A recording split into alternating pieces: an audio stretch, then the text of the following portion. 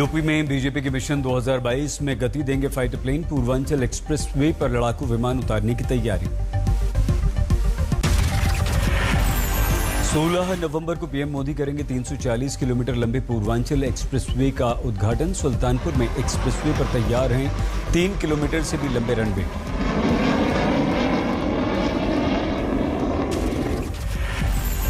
सुल्तानपुर पहुंचे सीएम योगी। लड़ाकू विमानों की रिहर्सल का लिया जायजा। रिहर्सल देखने जुड़ी भारी भीड़। पूर्वांचल एक्सप्रेसवे पर उद्घाटन के समय जगुआर, राफेल, सुखोई जैसे लड़ाकू विमानों ने दिखाया अपनी करतब।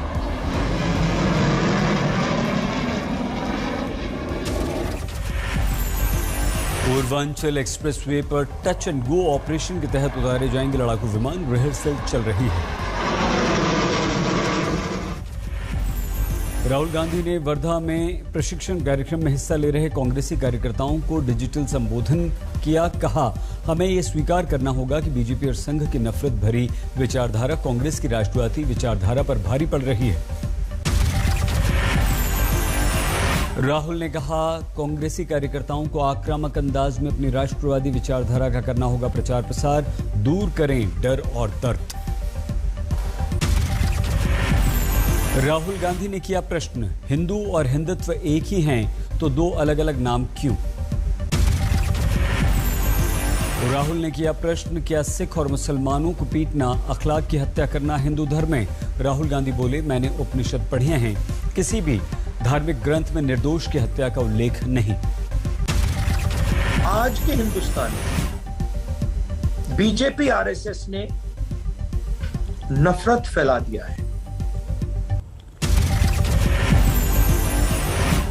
यूपी के कासगंज में पुलिस थाने में युवक की मौत पर राजनीति गर्म। इस बीच सामने आया वीडियो। थाने में टूटी पर फंदे से लटका दिख रहा है युवक का शव।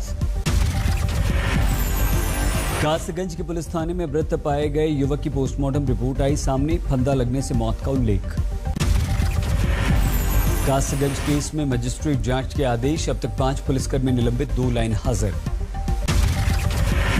पीड़ित परिवार से मिलने आज कासगंज जा सकती हैं प्रियंका गांधी। आज तक से बोली प्रियंका, कांग्रेस का प्रतिनिधिमंडल गया है, रिपोर्ट आने के बाद कुछ कहूंगी। एआईएमआईएम अध्यक्ष असदुद्दीन ओवैसी ने मुरादाबाद के रैली में कासगंज में थाने में युवक की मौत का उठाया मुद्दा। गोरखपुर के व्यापारी हत्याकांड से की तुलना। यूपी पुलिस को बताया शैतान की औलाद। ओवैसी ने युवक की मौत पर सीएम योगी और समाजवादी पार्टी से किए प्रश्न। व्यापारी के परिजनों को मिले मुआवजे का दिया हवाला। कहा, युवक के परिजनों से वो व्यवहार क्यों नहीं? मुसलमान मरता है तो कोई आवाज नहीं उठती है। क्या मेरे खून की अहमियत नहीं है? क्या मेरे नौजवान की जिंदगी की कीमत नहीं है?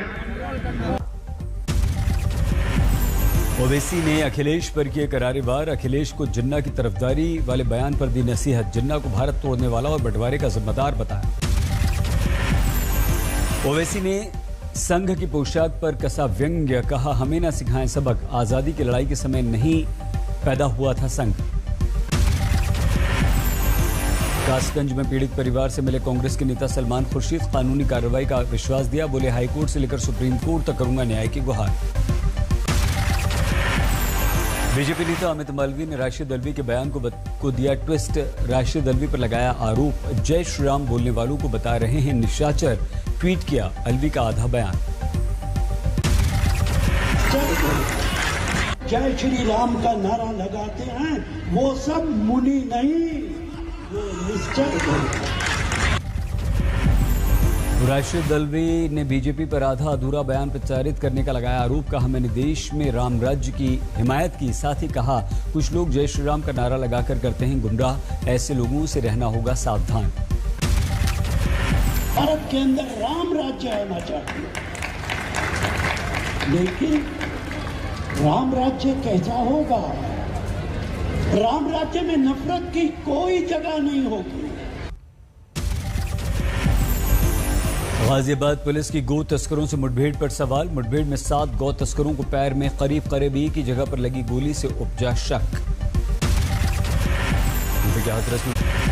प्रतापगढ़ में एक शिक्षक पर छात्र की पिटाई का आरोप। परिजनों ने शिक्षक से मांगी टीसी तो नाराज शिक्षक ने छात्र को पीट दिया और लिख दिया अपराधी। आज 2 दिन के दौरे पर वाराणसी जा रहे हैं केंद्रीय गृह मंत्री अमित शाह। पार्टी पदाधिकारियों के साथ बैठक करेंगे।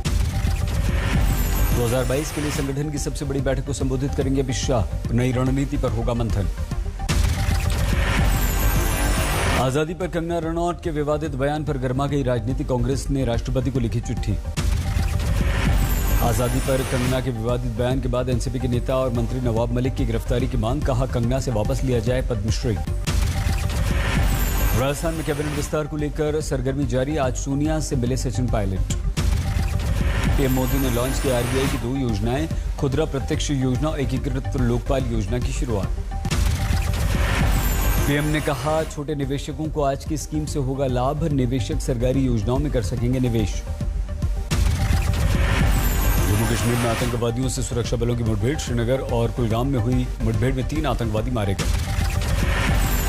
कुलगाम में मुठभेड़ के दौरान 2 आतंकवादियों को ढेर किया गया। मारे गए आतंकवादियों में हिजबुल कमांडर सिराज मौलवी शामिल। आतंकी मुठभेड़ के दौरान मारा गया आत्मघाती हमलावर। सुरक्षा बलों ने आतंकवादी आमिर रियाज को किया ढेर। पश्चिम बंगाल के कूचबिहार में 2 तस्करों से बीएसएफ की मुठभेड़। 3 गो तस्कर मारे गए। मारे गए गौ तस्करों में 2 बांग्लादेशी, 1 भारतीय तस्कर शामिल। सोनीपत में निशा हत्याकांड का मुख्य आरोपी पवन साथी सचिन के साथ गिरफ्तार। दिल्ली पुलिस की स्पेशल सेल ने दिल्ली के द्वारका से गिरफ्तार किया।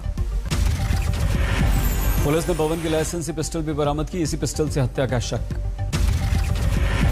निशा मर्डर केस के मुख्य आरोपी कोच पवन पर 1 लाख रुपए का इनाम। पुलिस ने जगह जगह चिपकाए थे पोस्टर। बुधवार दोपहर निशा और उसके भाई की गोली मारकर हत्या कर दी गई थी। डबल मर्डर केस में पवन की पत्नी सुजाता समेत 2 पहले ही गिरफ्तार किए जा चुके हैं। पोस्टमार्टम के अनुसार पवन ने निशा दहिया को मारी 4 गोलियां। भाई के शरीर में 3 गोलियां। सोनीपत के हलालपुर गांव में पोस्टमार्टम के बाद निशा और उसके भाई का अंतिम संस्कार किया गया। सीआरपीएफ ने गांव तक पहुंचाए शव। निशा के परिवार का आरोप पवन निशा के साथ किया करता था छेड़छाड़। विरोध करने पर ले ली उसने जान।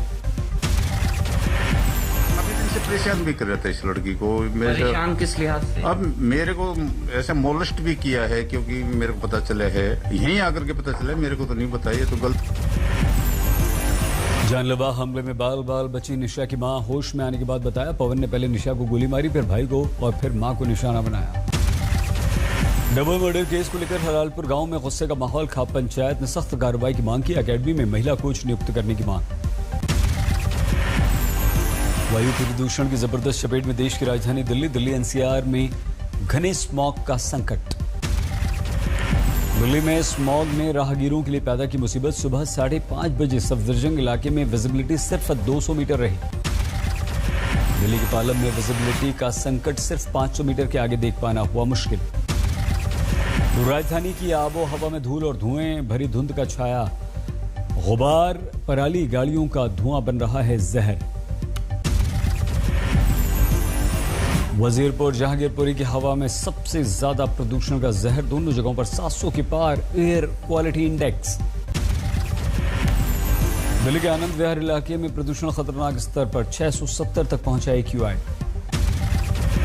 दिल्ली के शाहदरा में एयर क्वालिटी इंडेक्स 639 तक पहुंचा।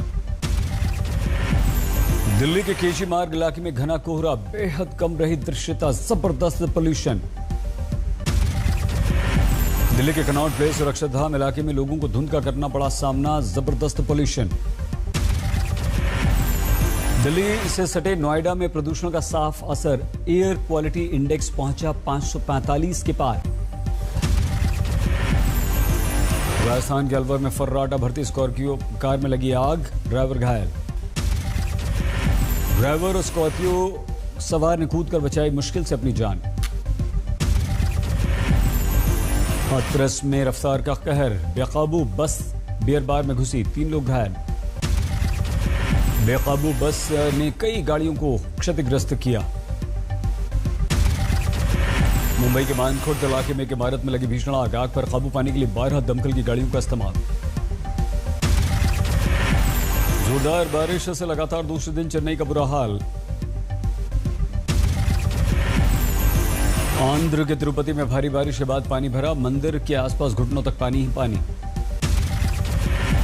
तिरुपति में लगातार चल रही है बारिश, कई जगहों पर सड़कों पर दरिया जैसा दृश्य। हरियाणा के गोहाना में गन्ना किसान ने ठुकराया मंत्री बनवारी लाल के हाथों मिलने वाला सम्मान, किसान आंदोलन को किया समर्थन। वाराणसी में भव्य शोभा यात्रा के साथ काशी विश्वनाथ मंदिर में स्थापित की जाएगी मां अन्नपूर्णा की प्रतिमा। 100 साल पहले गायब हो गई थी प्रतिमा, कनाडा से वापस भारत आई।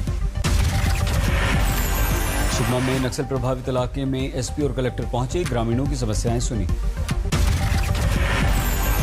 जोधपुर में 50,000 रुपए रिश्वत लेते हुए रेलवे का सेक्शन इंजीनियर गिरफ्तार।